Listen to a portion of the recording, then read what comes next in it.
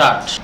Mr. Deputy Speaker, sir, I am happy that a large number of honorable members participated in this debate and made many useful suggestions. Some honorable members said that there were regional imbalances in the industrial development of the country. Some of them pointed out the growing industrial sickness. At the outset, I would like to say that as far as industrial growth is concerned, it has been satisfactory. Although there may be regional imbalances, there are here and there areas where there are no industries and no industrial activity. We have found that there are industrial activities only in certain areas. In spite of that, India is one of the most industrialized countries in the world. We may be poor people, but we are poor people of a rich country. On this occasion, I would like to point out that our country is rich in industrial and human resources. It is necessary for us to exploit those resources to the maximum extent possible. If we do so, there is no doubt that we will become one of the big economic powers in the world. I think we have to concentrate on more production and production in all fields. For this purpose, all kinds of incentives have to be given. Recently, the finance minister, who is also in charge of commerce ministry, announced the import-export policy for the first time for a period of 3 years, so that there might be some stability. So far as these liberalization programs are concerned, I know that a large number of members have welcomed them. At the same time, I am aware of the fact that some honorable members have some feelings about it. In this connection, I must point out that there is an impression that the government think more and more of private sector than public sector. It may be their genuine feeling. I do not say that they have this for political purposes, but I want to make it clear that so far as the industrial policy is concerned and so far as the attitude of the government towards public sector is concerned, there is no change in the policy of the government. Then some honorable members were critical about the performance of the public sector.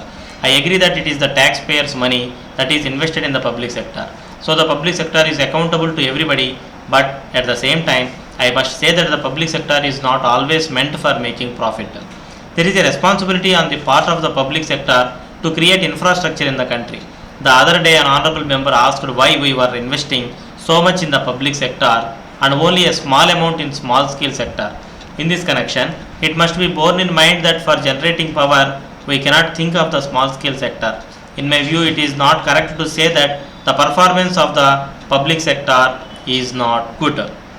Now, several honorable members have pointed out the regional imbalances. I agree that although we have developed our industries to a great extent, as a matter of fact, there are some areas where there are no industrial activities. So we have to remove these regional imbalances and develop the backward areas. Honorable members are aware of the fact that the government have taken steps in this direction. Several incentives have been given to people to go to these backward areas and develop them. I know that some members think that after 1 year the scheme will be given up. It is not so. The scheme will remain. But as honorable members are aware, there are differences of opinion about the scheme. For instance, there are differences of opinion about the no industry area unit. Some members feel that the district should not be taken as a unit. Some say that we should not take the block area as a unit. Then there is the recommendation of a committee that it should be a growth center. I may tell the honorable members that some of these matters are now under consideration. In order to find that we should be the unit for industrial development of backward areas, we have decided to set up an inter-ministerial committee which will look into the matter. Pending their recommendation, we thought that for the time being, it should not be discontinued. Before the expiry of 1 year period, in the light of the recommendation of this committee, the whole scheme will be reviewed, and if necessary, we will take some necessary steps or modify the scheme in order to ensure the rapid growth of these backward areas. To that extent, the scheme will be modified.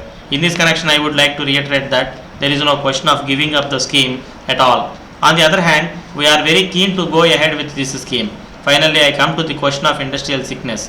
Before I say anything in the matter, I would like to give the House a picture of the industrial sickness in the country so that the honorable members may be able to know the magnitude of the problem. We are going by the definition which has been made by the Reserve Bank of India. According to the Reserve Bank of India, an industrial unit will be considered sick if it has incurred a cash loss for the last 1 year and is likely to continue to incur losses in the current year as well as in the following year. There are sick units which can be revived and there are sick units which cannot be revived. So far as sick units which can be revived are concerned, there is no difficulty. It is the responsibility of the government and the financial institutions to make them healthy. The problem is with regard to the sick units which cannot be revived. that is engaging the attention of government.